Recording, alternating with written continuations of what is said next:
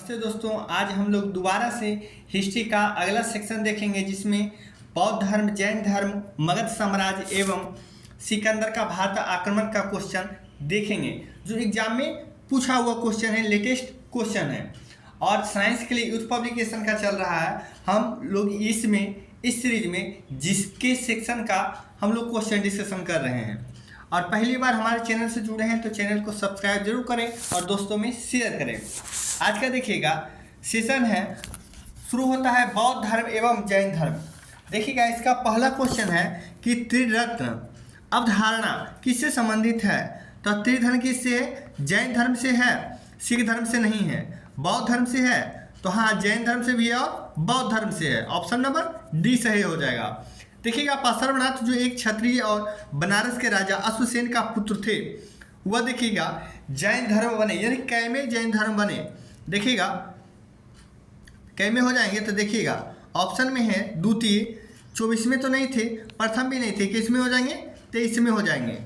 Question number देखेंगे next, आगे देखेंगे महावीर कैमे तीर्थंकर एवं अंतिम माने जाते हैं। तो 24 में थे कैमे, 24 में एवं अंतिम तीर्थंकर माने जाते हैं। निम्नलिखित में से देखिएगा किसे 24 जैन तीर्थंकरों के अंतिम माना गया। तो अभी जस्ट हुआ किनको? तो ये महावीर को माना गया। देखिएगा महावीर को वो भी 24 में। देखिएगा जैन धर्म के अंतिम तीर्थंकर कौन थे? तो अंतिम कौन थे? महावीर ही थे। आगे क्वेश्चन देखेंगे, कह रहा है किसमें धार्मिक सुधारक वर्तमान महावीर और सिद्धार्थ गौतम सनातन धर्म की मुख्य धारा से अलग हो गए थे और अंततः अपना धर्म जैन धर्म और बौद्ध धर्म स्थापित किया। तो ये जितना भी कार्य हुआ है 6ठी शताब्दी ईसा पूर्व में हुआ है, 6ठी शताब्दी ईसा पूर्व में। देखिएगा अगला क्वेश्चन कहता है निम्नलिखित में से किसके द्वारा यह प्रतिपादित किया गया है कि नियति सब कुछ निर्धारित करती है, व्यक्ति शक्तिहीन है। तो ये किया गया है किसमें? आजीवक। किसने? निम्नलिखित में से किसके द्वारा किया गया है? तो आजीवक के द्वारा। प्रसिद्ध संत पार्श्वनाथ का संबंध किस धर्म से है? तो पार्श्वनाथ का किस धर्म से संबंधित है? जैन धर्म से। अगला क्वेश्चन है दिगंबर एवं श्वेतांबर पद का संबंध किस धर्म से है? तो ये कितने धर्म? श्वेतांबर एवं दिगंबर, तो ये जैन धर्म से संबंधित है। आगे देखिएगा पहली जैन परिषद कहाँ आयोजित की गई? तो ये पाटलिपुत्रा में किया गया था पहला। अगला क्वेश्चन है कि भगवान महावीर की मूल नाम क्या है? भगवान महावीर का मूल नाम क्या है? तो वर्धमान था। 24वें जैन तीर्थंकर का नाम क्या था? तो ये क्या थे? महावीर नाम था। देखिएगा आगे कहता है कि 6ठी शताब्दी ईसा पूर्व के प्रारंभ में भगवान महावीर का जन्म निम्नलिखित में से किस स्थान पे हुआ था? तो किस स्थान पे हुआ था? तो ये हो जाएगा वैशाली। जैन मठ संस्थानों को क्या कहा जाता है? इसको वसदी कहा जाता है। क्या कहा जाता है? वसदी कहा जाता है। देखिए एनटीपीसी स्टेज 1 23/2/2021 में पूछा गया।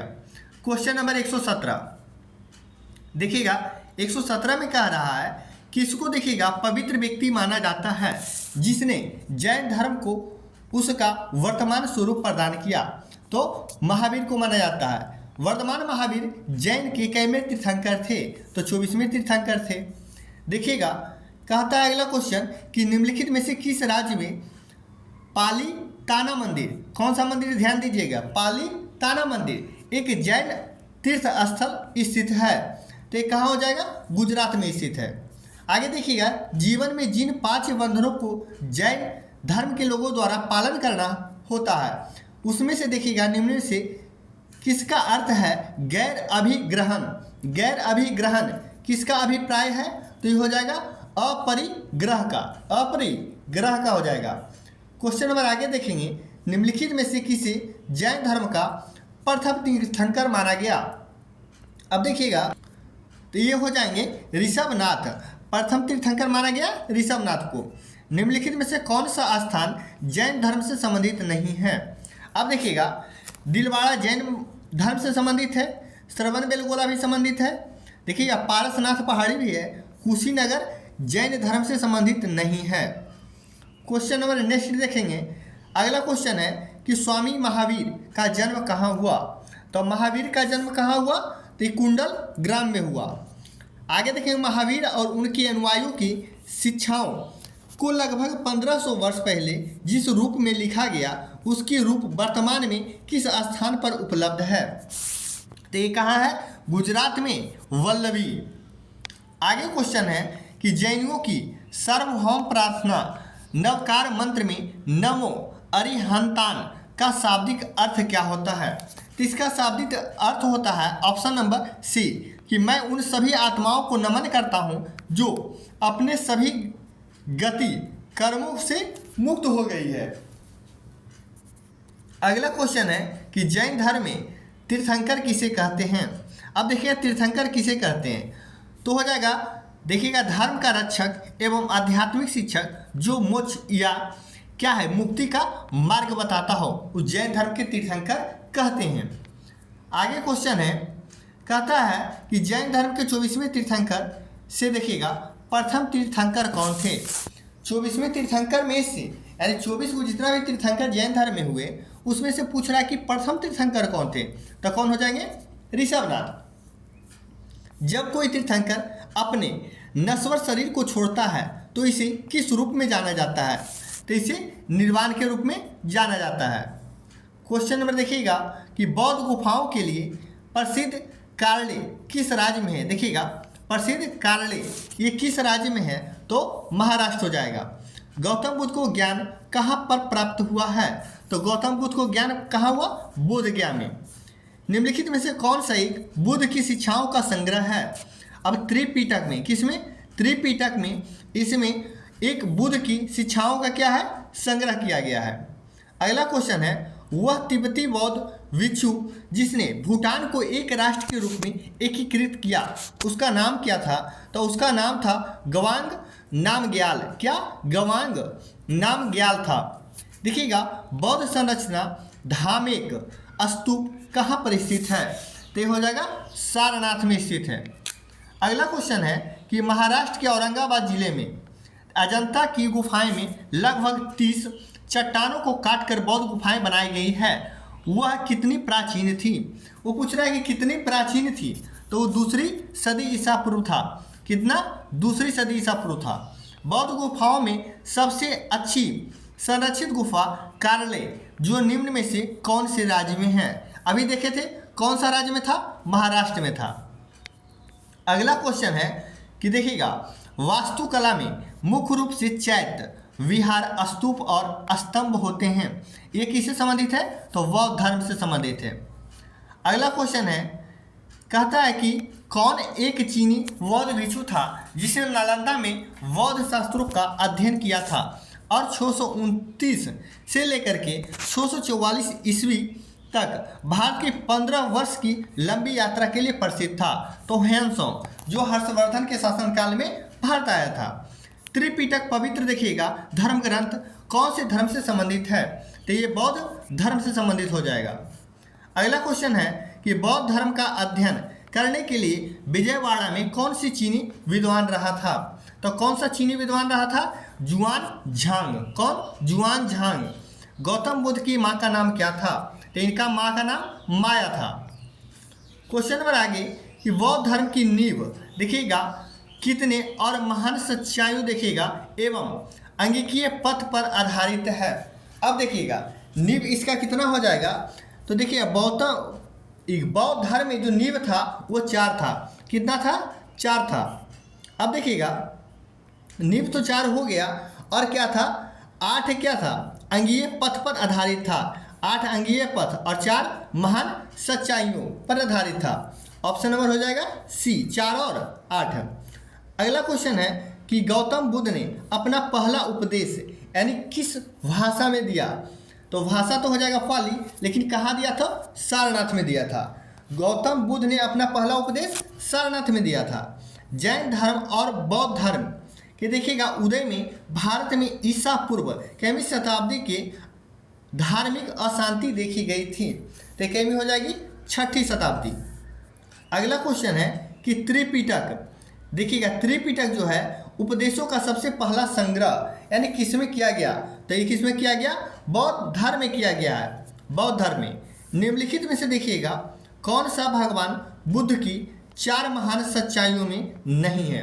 अब जो 4 महान सच्चाइयों था और 8 क्या था, अंगीकृत पथ था। इसमें देखिए 4 महान सच्चाइयों में से कौन है जो नहीं था। अब देखिएगा, यदि इच्छाओं से छुटकारा नहीं मिलता है तो दुखों से निवारण हो सकता है। यही तो नहीं था, कभी नहीं बोले थे कि इच्छाओं से छुटकारा नहीं मिलता है तो दुखों से निवारण हो सकता है, यही गलत है। बाकी देखिएगा, दुख का कारण इच्छा है, ये बताए थे। यह एक फोल्ड पथ के पालन से किया जा सकता है, ये भी बताए थे। और संसार दुखों से, यानी कि क्या है, दुखों का घर है, ये भी बताए थे। यानी बी सी डी ये सभी सही हैं। अगला क्वेश्चन है कि बौद्ध धर्म में दिए गए आधार के नियम और देखिएगा पंचशील सिद्धांत के नाम से जाने जाते हैं। तो कौन थे, अष्टांगिक मार्ग। कौन सा मार्ग बताए थे, अष्टांगिक मार्ग। अगला क्वेश्चन कहता है कि जातक कथाओं में देखिएगा किसके जन्म और उनके पूर्व जीवन का वर्णन मिलता है। जातक में बहुत बार एग्जाम पूछा गया है, तो गौतम बुद्ध का। अगला क्वेश्चन है कि भारतीय इतिहास के संदर्भ में देखिएगा निम्नलिखित में से कौन भावी बुद्ध जो संसार की रक्षा हेतु अवतरित होंगे। ये क्या थे, मैत्रेय। आगे देखेंगे, गौतम बुद्ध ने अपने उपदेश में जनसाधारण भाषा का प्रयोग किया था। तो अभी जस्ट बताए थे क्या था, पाली था। क्वेश्चन नंबर अगला है देखिए 150 कि किस वृक्ष के नीचे रानी माया देवी ने गौतम बुद्ध को जन्म दिया था। तो साल वृक्ष के नीचे। अजंता में एलोरा गुफाएं किस धर्म के सबसे पहली वास्तुकला, गुफा चित्रकला एवं मूर्तिकला के उत्तम उदाहरणों में से है। तो क्या हो जाएगा, बौद्ध धर्म से। अगला क्वेश्चन है कि महाराष्ट्र की अजंता की गुफाओं की पेंटिंग और मूर्तियों निम्नलिखित में से किसकी कहानियों को दर्शाता है। तो किसकी कहानी को दर्शाता है, बौद्ध धर्म का। बौद्धिस्व देखिएगा शब्द किस धर्म से संबंधित है, इससे लग रहा है देखिए बौद्धिस्व, तो बौद्ध धर्म से ही हो जाएगा। अब देखिएगा अगला क्वेश्चन है कि सांची स्तूप कहाँ स्थित है। सांची का स्तूप कहाँ स्थित है, तो मध्य प्रदेश में स्थित है। लोसार त्यौहार देखिएगा, लोसार त्यौहार निम्नलिखित धर्मों में से किसके द्वारा मनाया जाता है। तो लोसार किस धर्म से, बौद्ध धर्म से संबंधित है। अगला क्वेश्चन है कि बौद्ध धर्म को कौन सा शाखा महान बृहत वाहन कहलाती है। तो क्या कहलाती है, महायान का। हीनयान और महायान था ना, तो महायान शाखा हो जाएगा। अगला क्वेश्चन है कि बौद्ध तीर्थंकर कुशीनगर किस भारतीय राज्य में स्थित है। तो कुशीनगर उत्तर प्रदेश में है। अगला देखिएगा किसका जन्म लुम्बिनी में हुआ जो कपिलवस्तु शहर के पास है। तो गौतम बुद्ध का। गौतम बुद्ध ने अपना प्रथम प्रवचन कहाँ दिया था। तो ये दिए थे सारनाथ में। अगला क्वेश्चन है कि बौद्ध धर्म के पवित्र ग्रंथ किस भाषा में लिखे गए हैं। तो ये भाषा कौन सा था, पाली था। बौद्ध धर्म के संस्थापक का नाम उनके संसार त्यागने से पहले था, क्या था, सिद्धार्थ था। अगला देखिएगा सांची के स्तूप में निम्नलिखित में से कौन सा प्रतीक या चिन्ह सारनाथ में बुद्ध द्वारा दिए गए प्रथम उपदेश का वर्णित करता है। तो किसको करता है, चक्र का, जिसे धर्म चक्र प्रवर्तन कहा गया। आगे देखिएगा बुद्ध ने अपना उपदेश सारनाथ में अपने 5 शिष्यों को दिया था, जिसे क्या कहा जाता है। तो अभी जस्ट बोले क्या, धर्म चक्र प्रवर्तन। अगला है कि 3 पीठकों में से अभिधम्म पीठक किससे संबंधित है। तो इस किससे संबंधित है, दार्शनिक मामलों से संबंधित है अभिधम्म पीठक। अगला क्वेश्चन है निम्नलिखित में से किसने विक्रम विश्वविद्यालय की स्थापना किए थे। तो विक्रम विश्वविद्यालय की स्थापना किसने किया था, धर्मपाल ने किया था।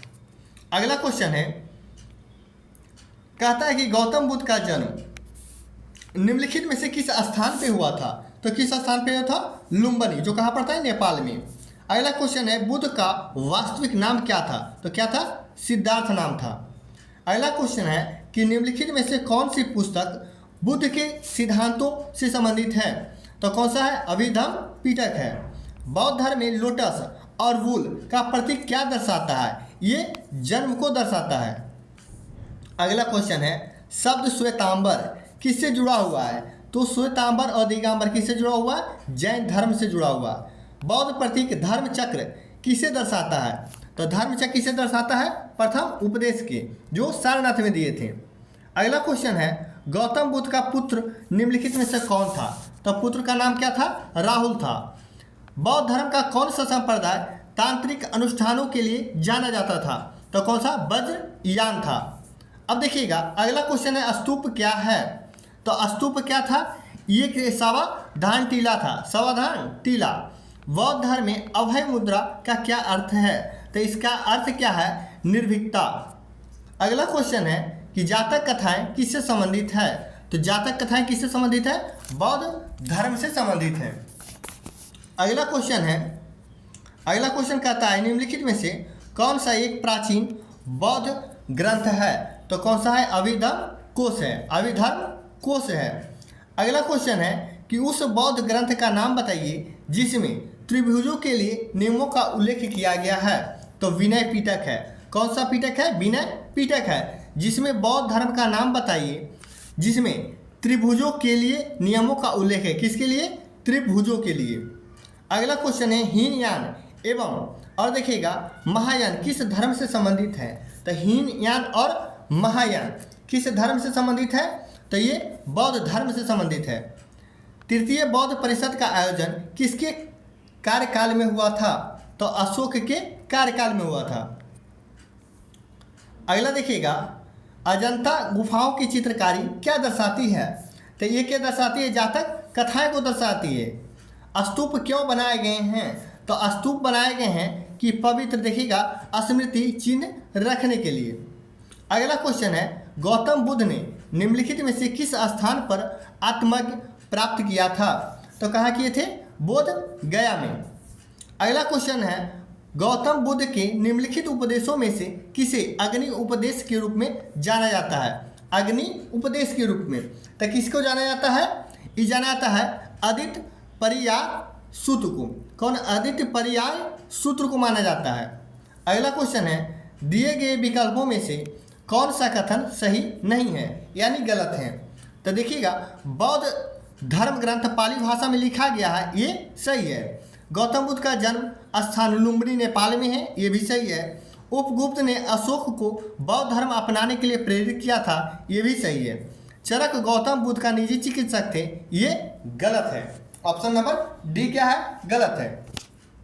अगला क्वेश्चन है कि निम्नलिखित में से कौन सा स्थल बौद्धों के तीर्थ स्थलों में नहीं है? अब देखिएगा बोध गया तो है, सारनाथ भी है, ग्वालियर नहीं है, बाकी कुशीनगर भी संबंधित है। अगला क्वेश्चन देखेंगे। अगला क्वेश्चन कहता है कि गौतम बुद्ध का संबंध इनमें से किस प्रसिद्ध स्थान से है? तो देखिएगा ये लुम्बिनी हो जाएगा।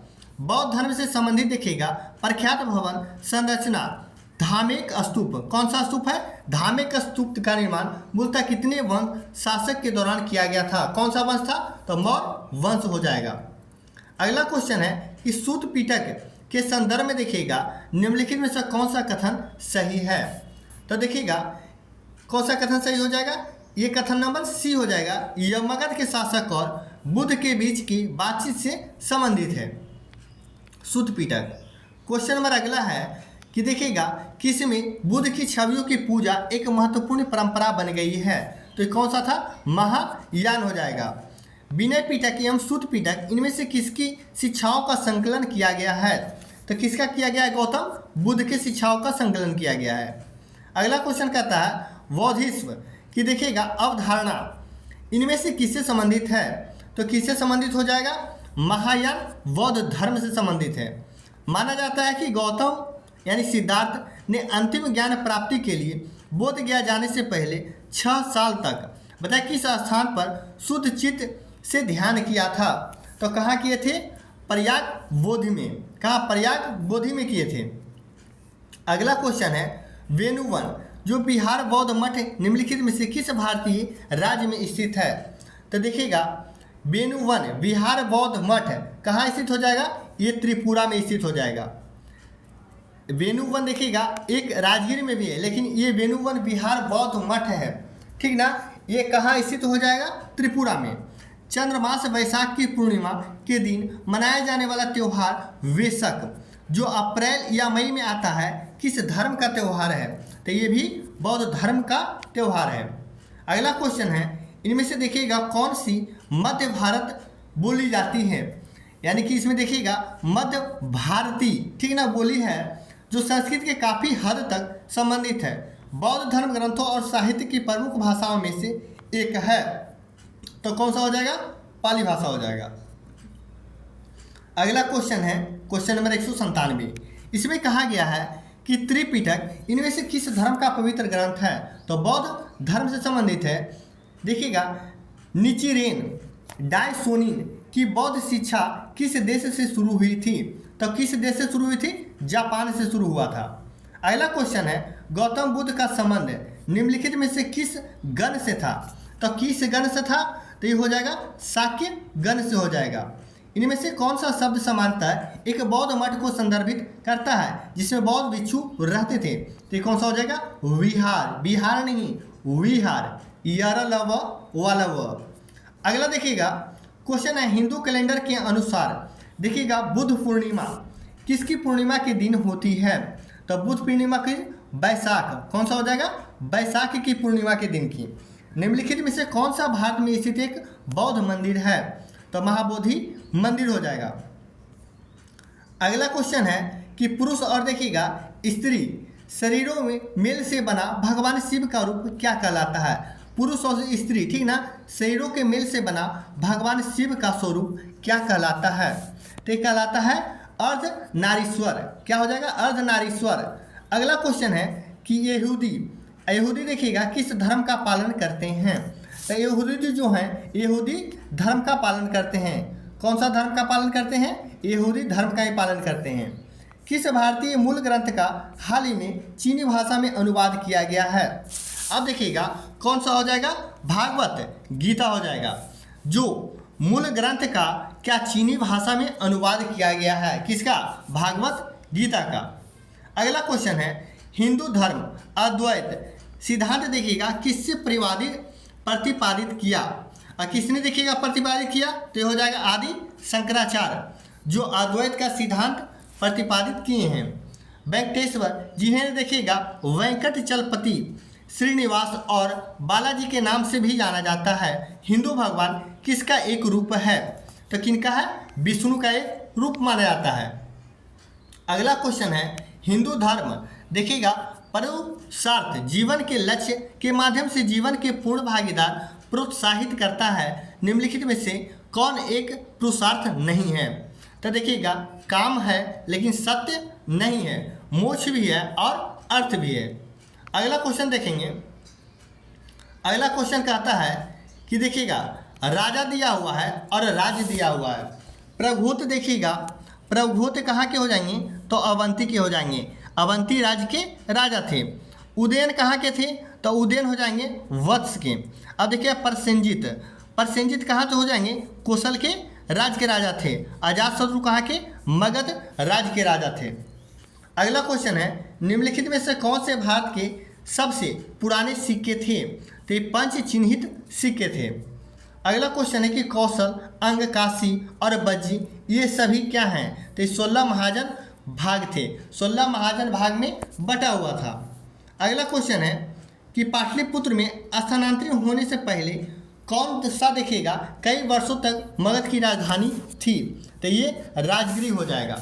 अगला क्वेश्चन निम्नलिखित में से किसने शहर पाटलिपुत्र स्थापित किया था? तो उदयन ने। अगला क्वेश्चन देखिएगा। अगला क्वेश्चन है कि उदयन ने मगध की राजधानी को किस शहर से हटाकर पाटलिपुत्र में स्थानांतरित किया था? तो कौन? राजगीर शहर से हटाकर पाटलिपुत्र में स्थानांतरित किया था। सिकंदर का आक्रमण देखिएगा झेलम का युद्ध किसने जीता था? तो झेलम का युद्ध किसने जीता था? सिकंदर ने। सिकंदर और पोरस के बीच युद्ध इनमें से किस नदी के किनारे लड़ा गया था? तो झेलम नदी के किनारे लड़ा गया था। अगला क्वेश्चन है कहता है सिकंदर ने भारत पर किस राज्य और किस वर्ष आक्रमण किया था? तो 326 ईसा पूर्व। 326 ईसा पूर्व में किया था। देखिएगा हाइडेस पीच की लड़ाई आयोजित की गई थी। तो 326 ईसा पूर्व इसी को कहा जाता है, ठीक है ना, हाइडेस पीच का युद्ध। क्वेश्चन नंबर देखिएगा 219 कहता है 326 ईसा पूर्व में भारत पर आक्रमण करने के लिए सिकंदर ने सबसे पहले किस नदी को पार किया था? तो सिंधु नदी को पार किया था। आज का सेशन यहीं समाप्त होता है। अगला सेशन में हम लोग देखेंगे मौर्य साम्राज्य का क्वेश्चन। और आप लोग इस वीडियो को ज़्यादा से ज़्यादा शेयर करें दोस्तों में।